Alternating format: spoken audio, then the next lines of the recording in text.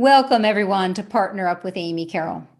As a communication coach, trainer, speaker, and author, I'm delighted to be your host and excited to bring you insights and ideas to help you solve your communication conundrums. This is my 35th episode of my show, Partner Up with Amy Carroll. If you want to find out more about me, what the show's about, feel free to listen to previous episodes on my website, carrollcoaching.com, or the Voice America Business Channel. And you can be sure to download that app, or you can always listen with one of your favorite podcast apps. So I have some questions for you listeners. Does it make you nuts when others interrupt you? Do you sometimes get overwhelmed when others are ranting on and on? Well, if you want answers to these questions, check out last week's episode with the help of my my communication compadre, T. And along with some communication challenges submitted by clients, we explored effective ways of dealing with conflict and success strategies to reach emotional mastery. So check that out from, that would be the 23rd, April 23rd. Now, 2 months ago, I joined a conference on nonviolent communication, and one of the speakers was Dr. Yvette Erasmus, and I knew immediately I had to interview her. So today I'm delighted to tell you that my guest is Dr. Yvette Erasmus. Welcome, Yvette. Hi, thank you. It's lovely to be here. Yeah, and thanks for accepting the invitation. This is a treat for me. It's my pleasure. Awesome. Mm-hmm. Now, we're going to be discussing things like relational living, nonviolent relationships, putting compassion into action.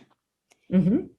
And Yvette, before we jump into the questions, I want to give the listeners a little background. So let me go through some of your bio, and I think you're going to have more you could add to it. So Yvette is a psychologist, teacher, and consultant, specializing in transformative education for healing, human healing, and growth. And she helps people embrace differences while staying grounded in their fundamental unity. Yvette is a sought-after relational intelligence expert with more than 3 decades of real-world experience. And she offers programs for community learning and one-on-one consulting. Now, her approach synthesizes mind-body medicine, somatic experiencing, diversity and inclusion, nonviolent communication, integral-relational-cultural psychology. That is bringing what has been divided and fragmented into wholeness and harmony. And Yvette, I think as I'm reading through that, I realize I want to start with having you give a description to listeners what is meant by integral relational cultural psychology. Start there. Yes, that's quite a mouthful. Jump right in. I know, I've rehearsed it a couple of times. I love it. We'll start with the big complex terms.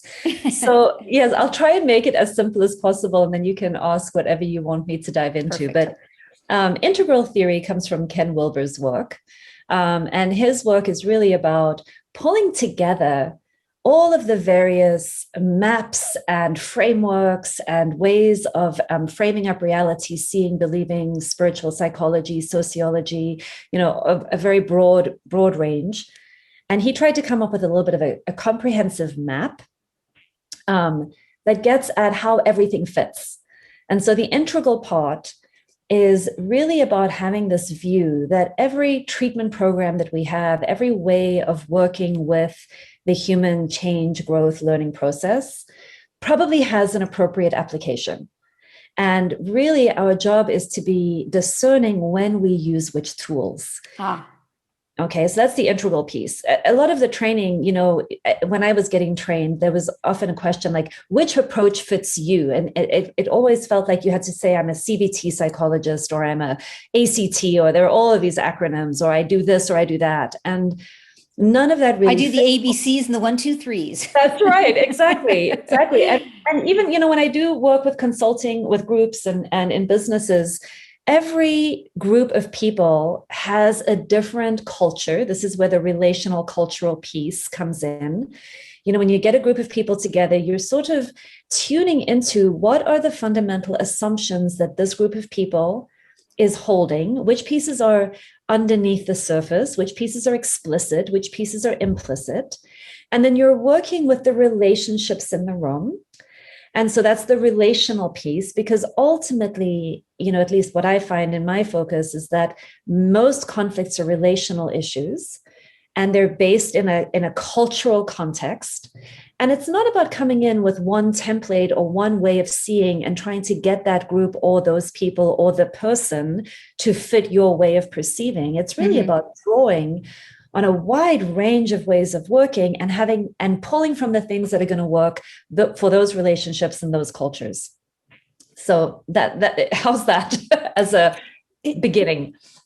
So when I listen to you, what I'm hearing is that you have my assumption is you have a wide range of tools that all have sort of unique elements to them. And like a surgeon, you're choosing which is the best instrument to use in a given situation.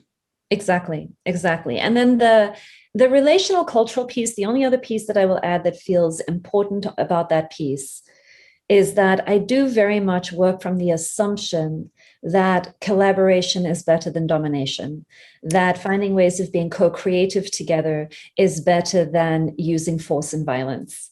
And so it's also got a little bit of a bias in the spectrum of how we work together that is grounded in what does it take for us to have a different kind of relationship, a different kind of conversation with one another that really activates our highest potential. And that isn't just about coping and managing with the lowest common denominator. So it has, the fact that you even see that as a bias is really impressive. You're really keeping yourself in check, and yet it's also about lifting people to the highest level. Yes, it's really about encouraging people to take whatever their next step is. So I like working with groups and people at their stretch zone. So meeting them where they're at, letting you know that where you're at is wonderful and excellent. We're going to use that as the step that we spring from, and then trying to figure out what is the next developmental step for a particular group or a particular person that is really in alignment with their highest potential. Not necessarily what I want to impose upon them, but there's a bit of a paradox in there because I'm still imposing, a framework within that framework. So I just want to acknowledge that. Right. Yeah.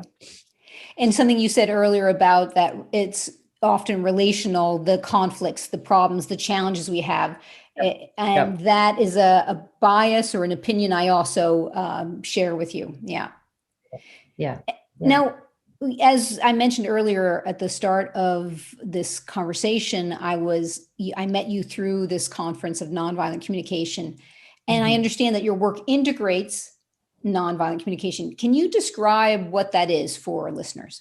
What nonviolent communication is? Yeah, absolutely. So Dr. Marshall Rosenberg developed nonviolent communication as a deceptively simple communication model that as people begin working with it, many people see it more as a way of being spiritual lifestyle practice eventually, if they really stick with it. But it's an invitation. I think I'm going to say it a little bit differently. It's an invitation to have a look at all of the different ways in which we are trained to live in domination systems, where we're trained to see ourselves and other people through a very particular lens of right and wrong. And to make a shift, it's a communication tool that helps us shift out of that consciousness or that way of seeing things into a more collaborative, partnership-based, relationally based framework where we are perceiving through the lens of what is happening in this moment and how can we make things better. So it's a little bit of a mindset shift.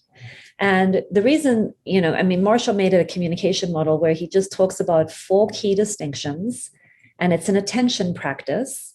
It's about learning to see the difference between your evaluative mind and the part of your mind that can neutrally observe something.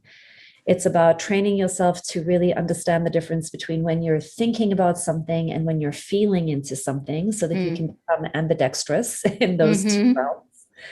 It's about understanding the difference between the strategies that we use to try to meet the needs that we have, and really not confusing our intrinsic motivations and our vision and our dreams and our desires with the strategies that we're using. It's about distinguishing those two.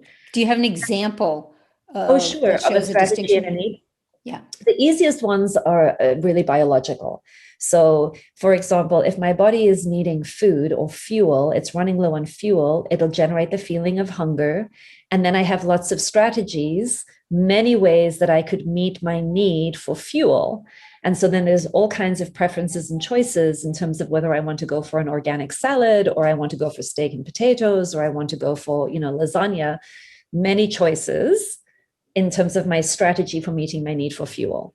But the need for fuel being really fundamental to all human beings.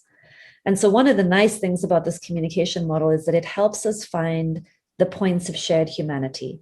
Mm-hmm. We all need fuel. We all want safety. We're all looking for meaning and purpose. We all want to be treated with dignity and respect. These are deeply universal human needs. Yeah.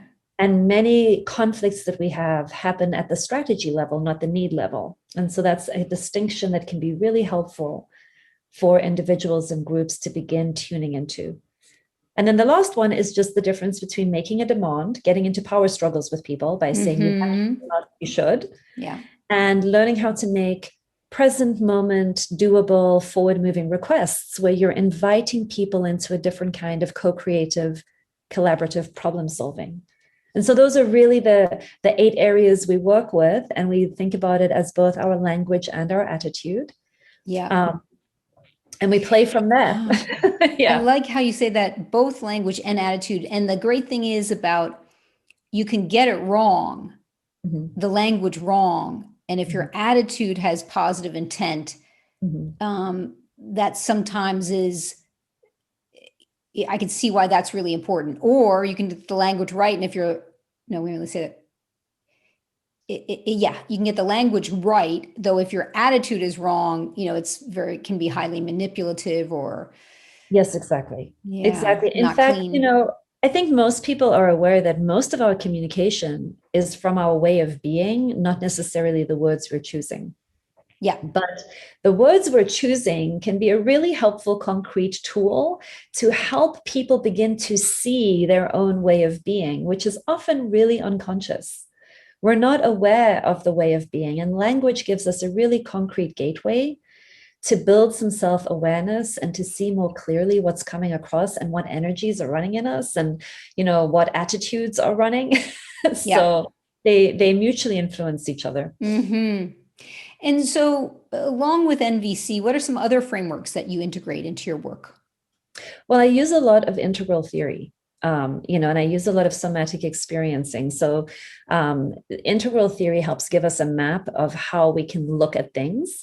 So really taking any problem and looking at both from the interior, from the inside out, and from the exterior, from the outside in. And also an invitation to remember to look at both the individual subjective experience, so what somebody is feeling on the inside, and then the collective, looking at the collective experience, which is culture and rules and policies. So it gives us, integral theory gives us 4 quadrants through which to approach any problem. And so it gives us a more complex way of understanding all of the different ways that we can be creative about shifting dynamics where we get stuck.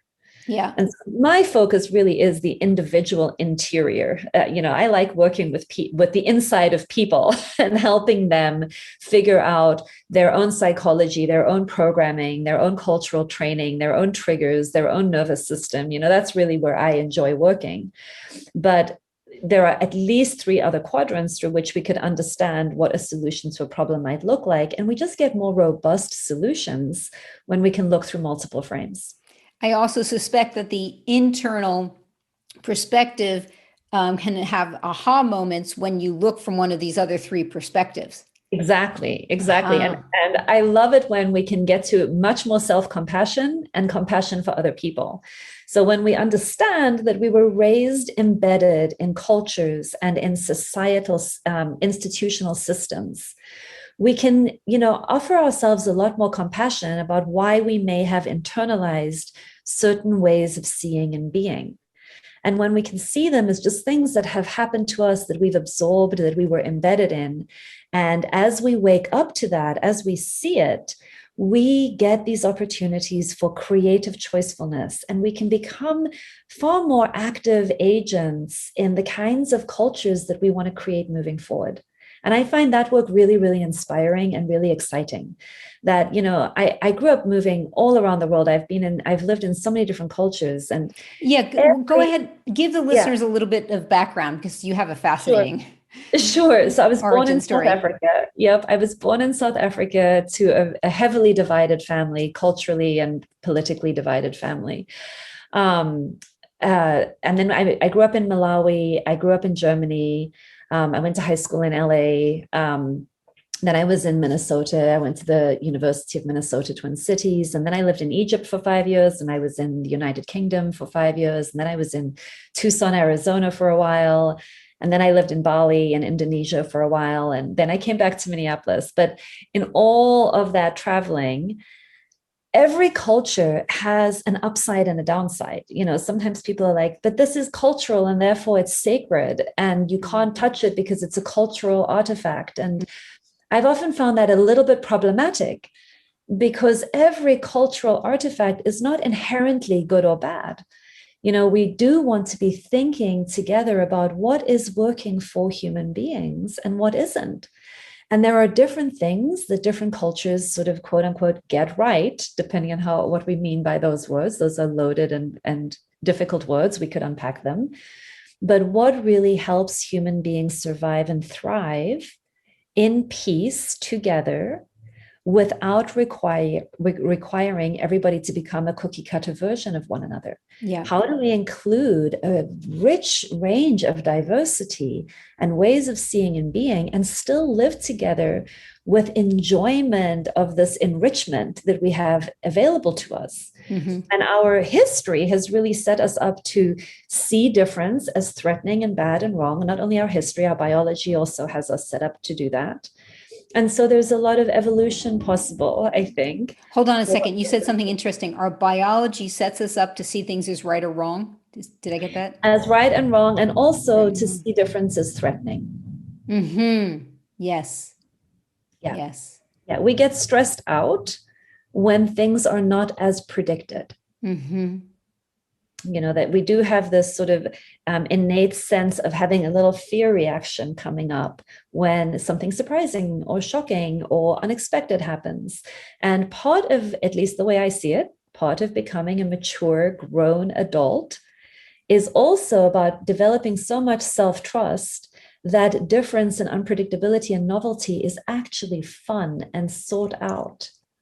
And that comes from having a lot of healing work done. If we have a lot of trauma, if we have trauma and unresolved wounds from our childhood, we won't see difference and diversity as something to be welcomed and embraced. Mm-hmm. We really only have that ability online when we feel fully integrated on the inside.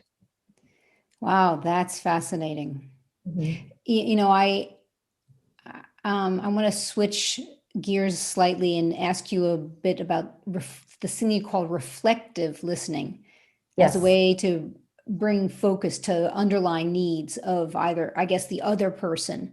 Yes. Would you describe this concept for listeners? Mm-hmm. Yeah.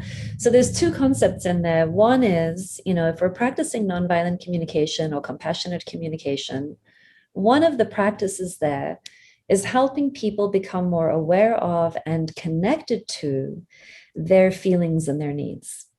Because in a domination culture, most of us were raised in domination cultures. Most of our systems are set up in a hierarchy and a competitive domination-based system. In those systems, we're taught that our feelings are not welcome and our needs are not welcome.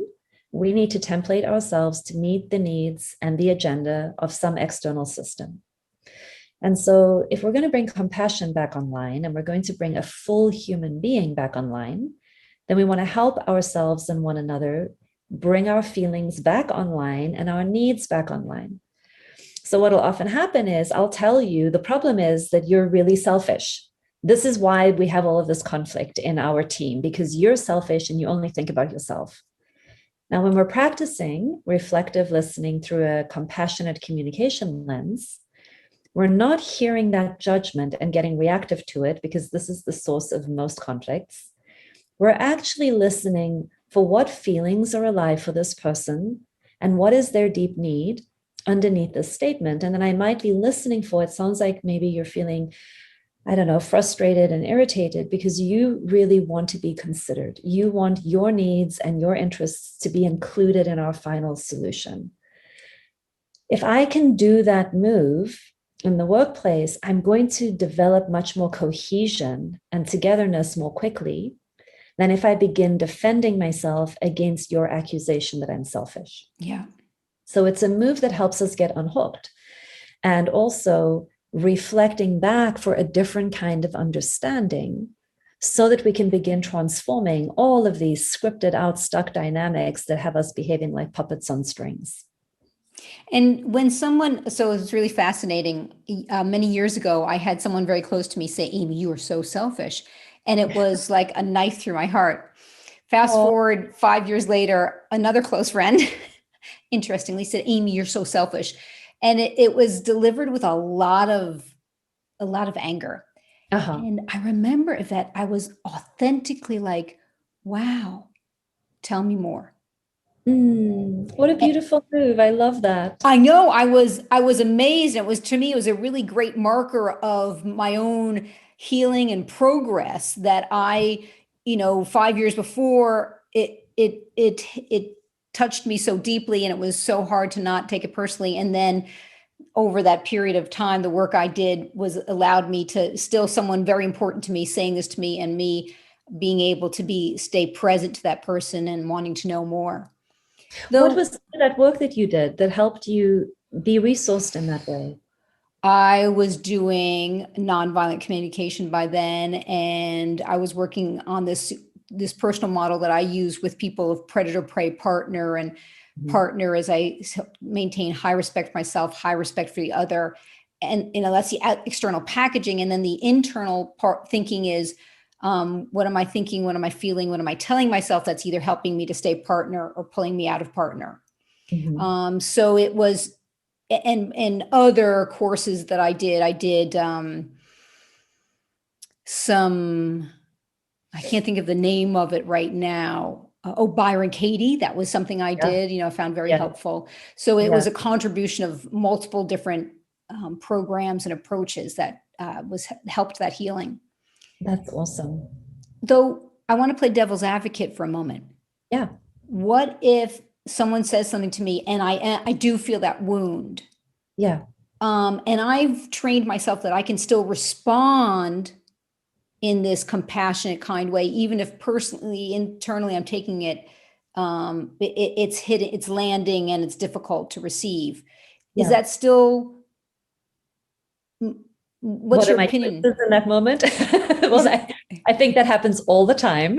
Yeah. Okay, good. So, yes, absolutely. So are you saying, like, if I were to say to you, you're so selfish, and then you say that to me and then I'm feeling wounded, what do I do next? Yeah.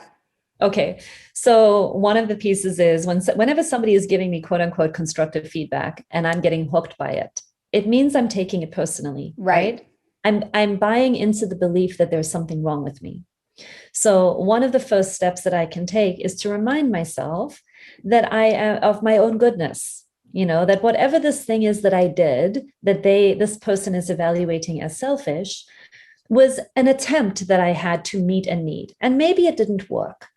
And that's okay. It's okay if it didn't work, but I want to sort of bring myself up from shame, if that's where I'm going, and allow myself to be a normal human being, making mistakes, trying things out, doing a lot of trial and error, and soothing my own system so that I don't feel like my whole life and my whole sense of identity is under attack. So there's a lot of inner work that I can learn to do to detach my sense of goodness from something that I may have missed out of unawareness or something that I wasn't aware of. So I want to bring myself back that way. And I can use the compassionate communication model to give myself some empathy. I'm feeling hurt. I'm feeling a little bit vulnerable. I have a real need for understanding, or I have a need for connection with this person, or I have a need for emotional safety. And I can soothe myself a little bit by working with myself with dignity and allowing myself to be a normal person who doesn't always get everything right. And then what that will often do is re-regulate my own nervous system so that I'm not freaking out so much and perceiving attack and danger coming from everywhere. And that's a practice. I call that emergency self-empathy. Yes, I love that. It is definitely emergency self-empathy. And if I can't do it for myself, I call a friend. Yes. Oh, I've got emergency Emma. Yes, that's right. Empathy That's right. Emma. She's my emergency contact. I love that. I need empathy. I'm taking this personally. Help. Yeah. Oh gosh, she's just brilliant.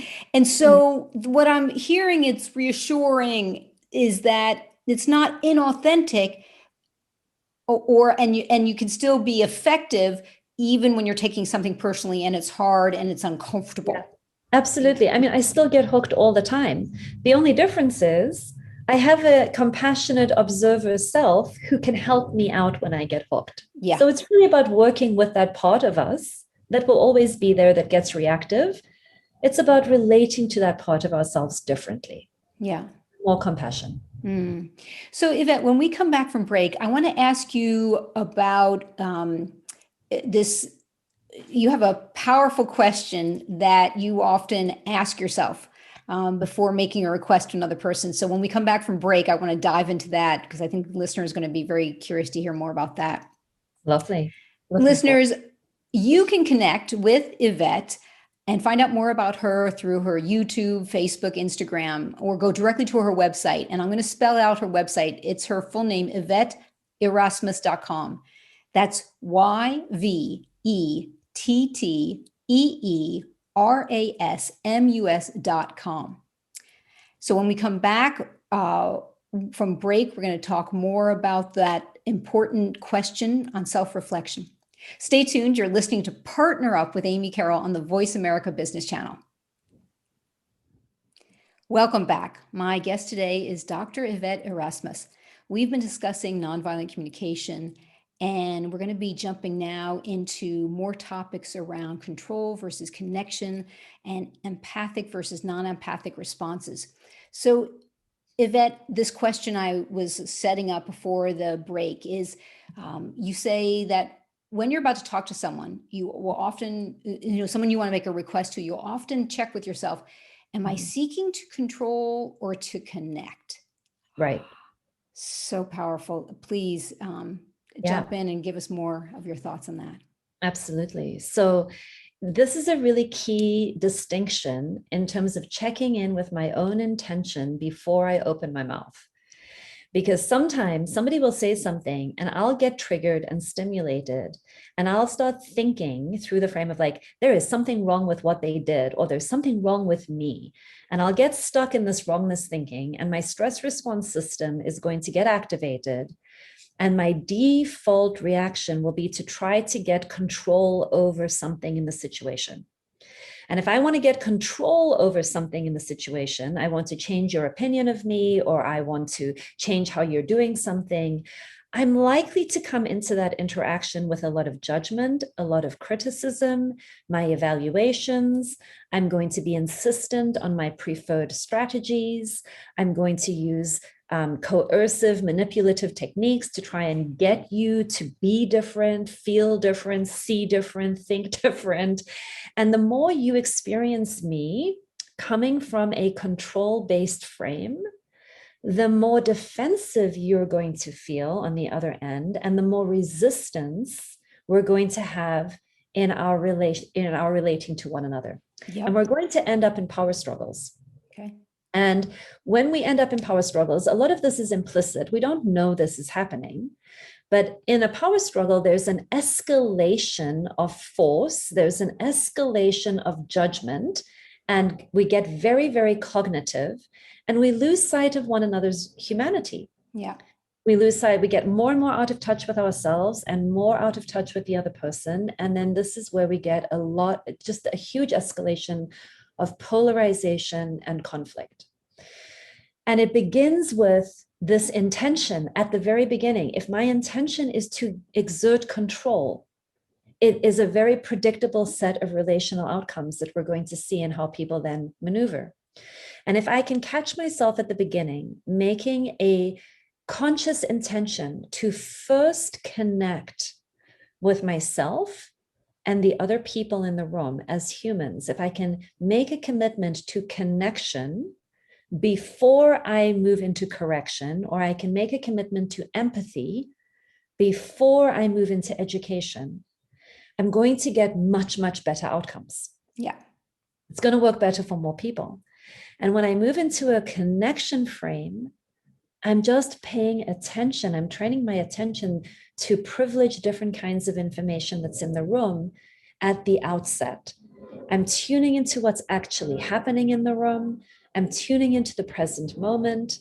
I'm tuning into myself. I'm bringing myself back online so that I'm not overriding myself. And so give me more specifics. How do you tune into yourself? Well, I might begin noticing that my heart is beating more quickly, that I'm feeling a little bit triggered, that I have activation going on. I might bring in my compassionate witnessing, observing self and be like, oh, wow, this is really important to me. I can feel how much my system is gearing up for fight or flight or freeze. Mm-hmm. And in the noticing that and in the connecting with that, I have more choicefulness around how I then behave. If I don't notice it, I'm very often to get hijacked by it. And then I move into the old control frame, doing the old fight, flight, freeze behaviors that I typically do. So the degree of self-awareness, self-tracking, self-compassion keeps me in a more choiceful, collaborative, and relational frame that actually is far more effective. Yeah. And it also helps me understand what's happening in the other people in a way that my responses to them also won't incite more force, more judgment, more defensiveness, more resistance. I can begin then reflecting back. It seems like we may be feeling triggered and that this is really activating. I wonder if we could take a breath. Yeah. And just ground for a moment before we say another thing. Let's get back to a place of choicefulness. We can lead and influence groups in a very different way. Yeah. When we're willing to be connected to what's happening in the moment, and also when we're willing to track and care about how people are feeling and what people are needing and what the collective wisdom in the group may be about a possible solution for moving us forward together. But that takes a certain degree of intentionality to connect, and awareness and practice and skillfulness and capacity. Yeah, absolutely. And these are the things that I love helping people develop, because the default way of being, the reactive program default way of being, where we just want to control everyone and everything, it just doesn't work. No, or it just makes things worse. And I think what's important as I'm listening to Yvette is I think that many of us go in thinking we're supposed to be able to do this well and do it right. And I'm an adult and I've got a college degree and I've got a job and I'm paying rent. So therefore I should be able to do this relationship thing. And most of us have also, I can't speak for, many people, including myself, have grown up in at least mildly dysfunctional homes. So it doesn't always get illustrated effectively. And so we take those tools with us, and then we've got all these challenges and problems. And I guess just acknowledging that for most of us, we don't have the skill sets. Well, absolutely. I mean, this comes back to, if we're thinking about, let's just look through a different quadrant for a moment. Many of us were raised in domination cultures. Okay, right. And domination cultures are about performance and about competition and about status and rank and gaining power and gaining control over things. And so we're emerging out of systems where we are taught to cut off from our feelings, not know what we need, abandon ourselves in order to serve some external authority, comply with authority, submit to authority, or perpetrate, become an authority figure and don't care about what everybody else wants, just make them do what you want them to do. Yeah. So we're really trained in things that are not emotionally or relationally nourishing. Yeah. We could talk about patriarchy and we could talk about, racism, and we could talk about all of the isms and all of the influences of this, but at its base level, one of the ways that I sometimes talk about it is we didn't get the emotional nourishment that we needed in Yep. order for this to be automatic as an adult. Yeah. And we can go back and get the emotional nourishment that we didn't get now, that we didn't get then. But to really understand that this is not a personal flaw, this is not a personal pathology, this is not something wrong with you that needs to be diagnosed and treated. This is a symptom of a cultural way of being that we can change. Yeah, which is so exciting.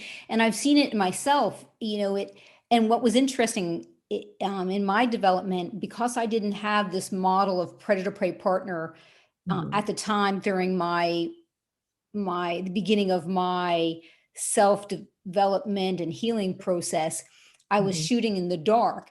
And it took me about 15 years to go from, ooh, I got a problem, to I got a certain handle on it. Yeah. And what's really cool is when I share this model of predator-prey partner with people and using nonviolent communication to complement it, people can do what took me 15 years in a fraction of the time. Yeah, that's so exciting. That's very, very exciting. So it sounds like you bring together the predator-prey partner piece and nonviolent communication, and you put them together. Are there other things that you draw from, or is that like that gets to the essence of a lot of it for you? That gets to the essence of a lot of it. Then I also use a lot of the Byron Katie and her, the work of asking those questions. And there's another tool I use that I'm not thinking of right now. So I think I don't have as wide a range as you do. And I think that offers you tremendous flexibility. So there are times when the approaches I offer people, it's not always the right fit.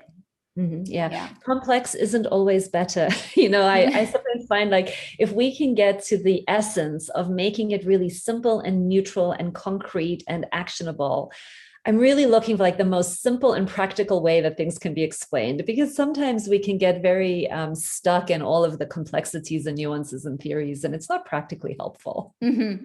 That's true. That is one of the things about the predator-prey partner model, is that it becomes really user-friendly, and people can, it's like I've given them these lenses that they can suddenly see things they couldn't see before, and it's everywhere. And they're thinking, how is this possible? This was happening all around me and I never noticed. Yeah. That makes frameworks really powerful when we can begin finding them in places and then having practical ways of dealing with them. Yeah. Yvette, you may have touched on this earlier, though. I want to ask you, if someone has a tendency to think badly of themselves, maybe turn against themselves, they put themselves down, what is an approach that you recommend to help them get free of that? Yeah. So one of the things that Dr. Marshall Rosenberg used to say that I absolutely love is to remember that you're not a good person or a bad person doing good things or bad things. You're a human, you're a normal human being on the planet, and every single thing that you do is your best attempt in that moment to try and meet a deep need that you have.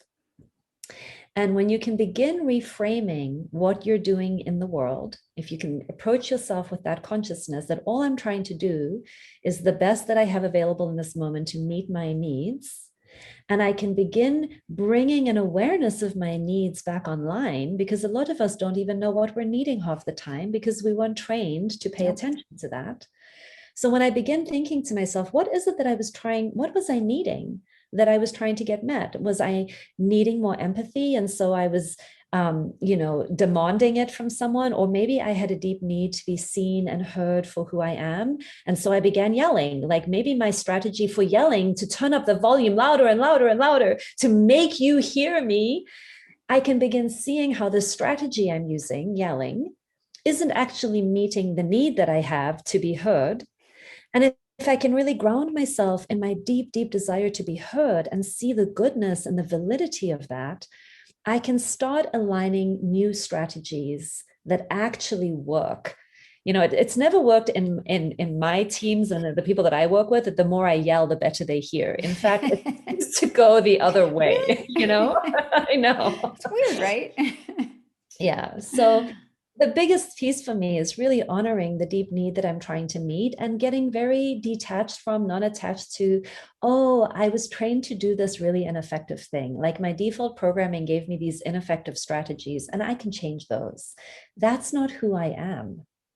And so a piece of it is remembering that I am not what I do.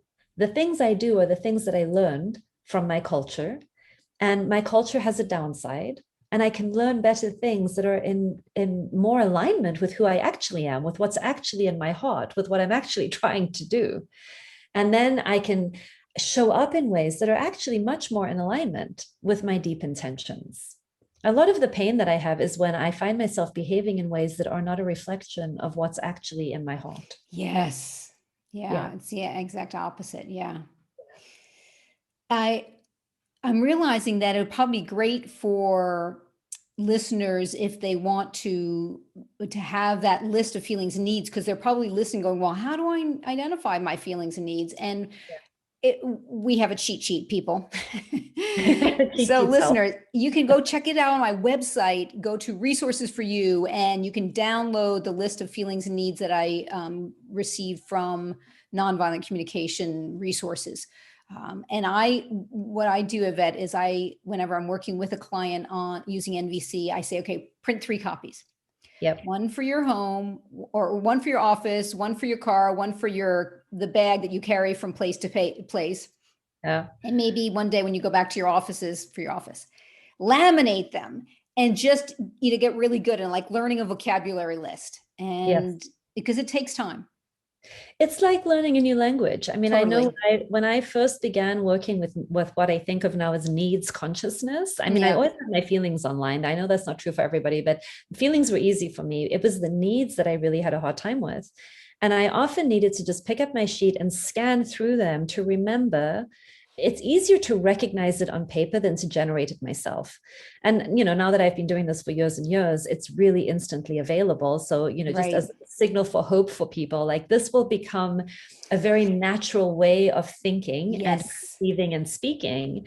But it takes a lot of practice, like learning any new language, because this is just not the vocabulary that was spoken in my family or in my school systems or in the workplace. Yeah. And at least, they don't have to worry about the subjunctive or the passé or any, grammar, right? There's our bonuses to it. Yeah. It's language that's very resonant. Like, when I look at it and I think, oh, this is a need for meaning and purpose. Well, obviously, or this is a need for competence. Oh, I get it. Or, oh, I'm really wanting to be effective. I've got it. There's this settling of the nervous system that happens in me. And that's the empathy. Yes. It's shocking how just naming the thing can sometimes bring the empathy. Exactly. And there's this relief and regulation and soothing that happens in the body. And then there's this sort of inspiration and this excitement to find a different way of doing this. And it's very self-generative. I mean, I really enjoy it. There's lots of energy for me in it. Yeah. So I have a couple more questions before we get to the end. I want to see how many we can squeeze in. Sure. What are some basic strategies listeners can integrate in their daily conversations for more connection and understanding? Oh, lovely. Well, you can always ask questions like, I wonder, are you feeling frustrated? Are you feeling irritated? Are you feeling sad? Are you feeling, you can always ask about the feeling state of someone. Mm-hmm. I usually recommend that people offer a few feeling words, because very often if I just say, well, what are you feeling? I'll usually tell you what I'm thinking. Yes. Or if I ask you, well, what are you needing? You'll usually tell me how you want me to be different. And so to move from those two default reactions, which are not really feelings and needs, they're this other thing we do, which is all of the thinking and all of the demanding and controlling. It can help to say, I'm wondering if you're wanting more, appreciation or acknowledgement or safety. And often people will say, no, it's not those, it's this, but it'll help them get to what it is. Yes, so you don't have to get it right. Asking about it. Exactly. You don't have to get it right. You just want to put the spotlight. It's like putting the spotlight on a different quality of information. Mm-hmm. So bringing sort of a willingness to hear about how people are feeling, what things are like for people, what's that like for you, can be a really neutral way without it feeling like a therapy session, and what's that like for you? Can you tell me a little bit more? Asking more questions, inviting more engagement about what matters to people. We don't need to use the word needs. We can always say, what matters to you deeply about that? I'd like to understand why this is important and how this is important to you. Mm-hmm. So those are things. I'm a huge fan of mindfulness practice, because part of what we need in order to make these shifts is an ability to regulate ourselves and train our awareness to tolerate discomfort. And mindfulness practice can be helpful in me maintaining a sense of groundedness in myself when you're freaking out around me, when somebody is yelling, when somebody is getting activated, not having my own biology gear up with them, but being able to keep enough awareness in myself that I can track the gearing up and not get pulled into that whole waterfall and that river. Yeah. Yeah. You know, do you have other ideas? Well, I have to just reiterate what you said, how much I liked that question of what is that like for you? And then I was imagining, because so many of the listeners are in the work environment, are often maybe shy away from oops feelings and needs. And yet Absolutely. that question, what is that like for you, is just, there's just built-in empathy in that of, I want to hear what's your truth, what's your experience. And the other person can share as deeply or as much as they would be comfortable, though you're opening the door for them. Yes, exactly. We don't want to force people to be more intimate than they want to be in any given setting. And so you calibrate your language and your way of being to honor where somebody is at in the relational context, and you meet them there. Yeah. You meet them there with a sense of openness and curiosity and care. And as long as that's coming through, you're going to have a different kind of conversation than when your intention is to change, coerce, control, exert power over. You asked me, would I add anything? There's one thing I have to say. I've been shocked the number of times when I've been in situations where I would describe being verbally attacked. Yes, I know that. Yes. And sometimes when I've either didn't know what to do, or I've been super present, I've been able to choose the path of just really listening. Yes. And working really, sometimes I have to work hard at it, and sometimes it's been manageable where I'm not defending, explaining, justifying myself. Absolutely. I can't do it all the time. In those moments, and like even just recently, I had a delicate conversation with a very close friend. It was really hard. And I literally was thinking, I can't stay here today. I have to go home. This is too upsetting. We'll never get through this. This is so painful. I feel, all these strong feelings I was having. And I just went really slow. I kept making sure my face was relaxed because my eyebrows kept jumping up, and I'm relaxing and listening and going slow and calm. And so the slow and calm and not over talking, I think contributed a lot. And because that's not the only time that's worked for me. I've seen that pattern. Yep. Fewer words is better. There's another sentence starter that I like to use, especially when you're not sure what's going on in the space. It sounds like blah, blah, blah, blah, blah. And then you say what you're hearing. It sounds like you're saying this, this, this, and this. Is that true? And so I'll often use, it sounds like blank, blank, blank. Is that true?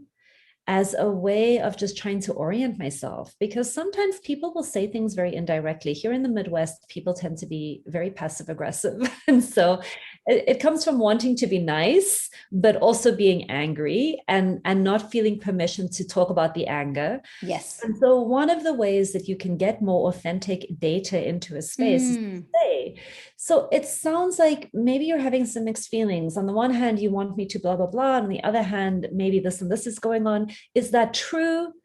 It invites people into a thinking together that is a little bit safer. Yes. So that's another one that I like to use. Yeah, gorgeous. Those are some really juicy ways to bring more honesty and authenticity. And you're right, that passive aggressive thing is true for so many of us. Yes. And also another thing I want to say, and then we're going to have to start wrapping up, is that I think many people want other people to read our minds. So, because, if you loved me, you would be able to guess what's in my brain. And so what you're proposing is taking that responsibility away from us, and yet still offering the possibility, to find out what is true. Yes, it's an invitation to create some shared meaning making, because so much division and fragmentation happens when we have different assumptions about what things mean. Mm-hmm. Mm-hmm. So, Yvette, I want to turn it over to you to offer listeners a call for action, and then I have a couple of my own I want to add to it. So, Okay. A what would call to you say? action, Yeah. personal in general. I mean, I would absolutely encourage people to seek out training in nonviolent communication. Doing some mind body work, getting your bodies back online. You need the data from your bodies in all areas of life, even if it's not explicit. I run a few things. They can always go to my website and check out any of that. But getting that feeling and needs consciousness back online, doing meditation work, working with self-regulation, checking your own intention. Am I about to control somebody? Am I about to connect with someone? Am I stuck in what is wrong, right, and wrong thinking? Or am I able to be in the present moment and take a few steps forward that will bring us all together? Do I feel care for myself and this other person? I mean, these are all of the kinds of things that I would invite people to begin tuning into in their daily lives. So, listeners, keep making notes here because I want to add more to what Yvette has just said. You're going to want to check out a couple of things that she's offering. She has a free drop-in a learning forum, which is every Wednesday at 10 a.m. Central Standard Central Time. Yep. Central Time. I was going to say Central European Time. That's not correct. Yeah. And you can just sit and listen, take it all in, also known as lurk and learn. You should also probably check out Yvette's foundational course, Human 101, Becoming a More Conscious and Compassionate Human.